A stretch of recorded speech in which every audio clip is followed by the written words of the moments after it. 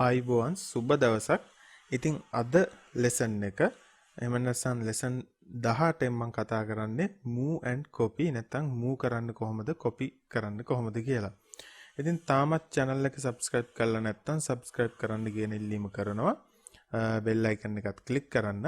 අද එකතු වෙන කෙනෙක්ට එහෙම නැත්නම් අදම මගේ lessons මාලාවට එකතු වෙන කෙනෙක්ට මම හිතනවා වඩා සුදුසුයි මගේ මූලික lessons ටික බලාගෙන ඉන්න ඔයාගේ දැනුම මට්ටමට අනුව ඔයාට අවශ්‍ය දේවල්.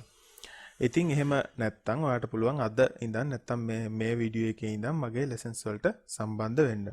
එහෙනම් අපි බලමු move කරන්නේ කොහොමද, copy කරන්නේ කොහොමද කියන නැත්නම් මේ tool දෙක කොහොමද පාවිච්චි කරන්න කියලා. හොඳයි.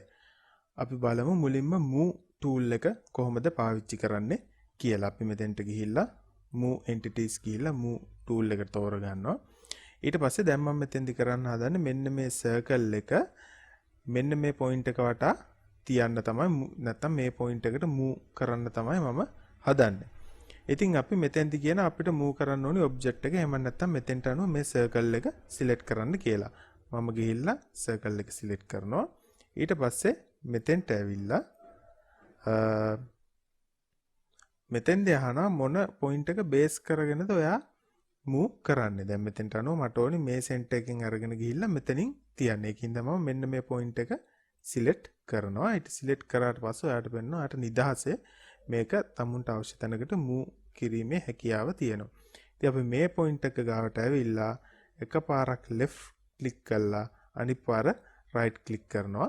එතකොට මෙතන ඉඳන් move වෙලා ඉවරයි මේ circle එක මෙතෙන්ට. right. අපිට ඕනනම් මේ center point එකම නැතුව වෙන point එකක් base point එක කරගෙන ගෙනියන්න පුළුවන්. අපි මෙතෙන්ට ගිහිල්ලා මේක select කරලා මට ඕනි මෙන්න මේ point එක base කරගෙන තමයි මේක move කරන්න ඕනි. ඉතින් මම මේ point එක select කරලා කරපුවහම ඔයාට පේනවා ඒ point එක base කරගෙන ඔයාට පුළුවන් මේ circle එක move කරන්න. ආයෙ මට ඕනි මෙන්න මෙතනට ගේන්න නම් එකපාරක් මෙතන left click කරලා අනිත් පාර right click කරන්න. එතකොට මේක move වෙලා අවසන්. දැන් අපි බලමු කොහොමද copy entities එහෙම නැත්නම් copy කරන්නේ කියලා. අපි මුලින්ම copy entities යනවා. ඊට පස්සේ අර වගේම අපිට copy කරන්න ඕනි object එක මොකක්ද අහනවා. ඉතින් මට ඕනි මේ circle එක මෙන්න මේ point 4ෙන්ම තියාගන්න. ඒකින්ද මම මේ circle එක select කරනවා. ඊට පස්සේ ආයි මෙතෙන්ට ගිහිල්ලා base point එක නැත්තම් ඒ start point එක මොකක්ද අහනවා. මම මෙතෙන්ඩින් point එක select කරනවා. ඊපස්සේ මම මෙතෙන්ට ගිහිල්ලා left click කරනවා. ඊට පස්සේ ආයි මෙතෙන්ට ගිහිල්ලා left click කරනවා. අවශ්‍ය තැන් වලට ගිහිල්ලා left click කරපුවාම ඔයාලට පේනවා මේක copy වෙනවා. ඊට පස්සේ right click කරපුවාම ඒකෙන් ඉවත් වෙනවා. right. ඉතින් ඔහොම තමයි copy entities සහ move entities නැත්තම් copy කරන්න කොහොමද move කරන්න කොහොමද කියන එක වෙන්නේ.